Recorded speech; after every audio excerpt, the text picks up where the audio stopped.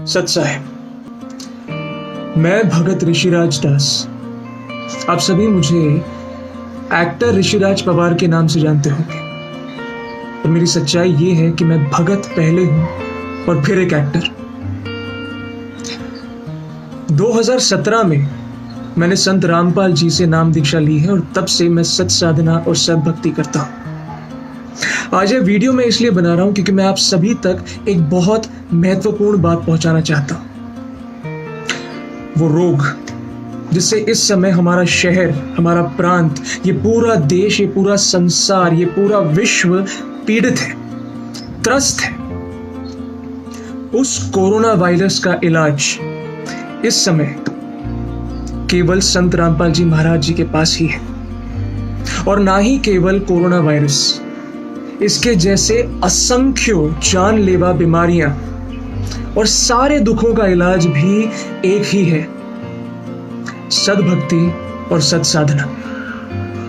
हाँ, मैं जानता हूं आप सोच रहे होंगे कि 22वीं सदी का ये नौजवान इस समय में जब मेडिकल साइंस इतनी तरक्कियां कर चुका है, इतने मकामों पर पहुंच चुका है, तब सद्भक्ति की बात कर रहा है।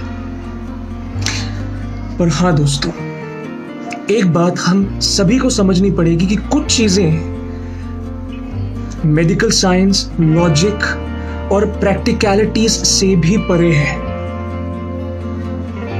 आपका प्रारब्ध आपके कर्मों से जुड़ा हुआ है, और जिस दुनिया में आप हम सब रह रहे हैं इस समय, वो दुनिया कालमयी और मायामयी है।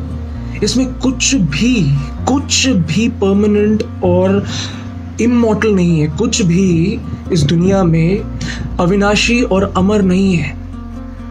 सब कुछ नश्वर है।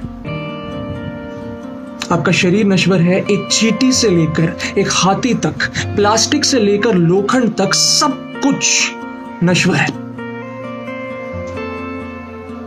और अगर अविनाशी है तो वो है आपकी आत्मा, और वो परमपिता परमात्मा, आपकी आत्मा का जनक कबीर साहिब। जी हां, और इस समय उनकी शास्त्र सम्मत वेदवित सत साधना केवल इस पूरे संसार में एक ही व्यक्ति के पास है। वो है संत रामपाल जी महाराज, जो सभी प्रमाणों के साथ आपको राइट वे ऑफ वर्शिप यानी कि सरल साधना, सत भक्ति और सही साधना बताते हैं, पूर्ण प्रमाणों के साथ।